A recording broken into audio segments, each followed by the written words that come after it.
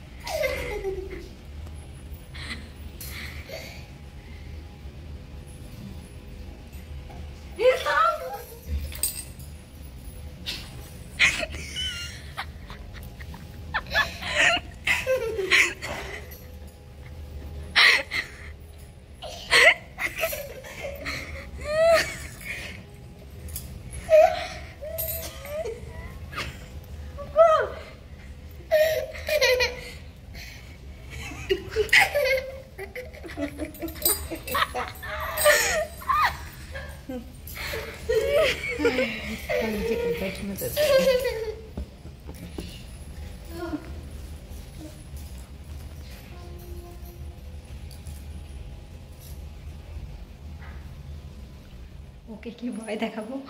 ওকে ভয় দেখাতে গিয়ে আমি নিজে হাসি কন্ট্রোল করতে পারছি না।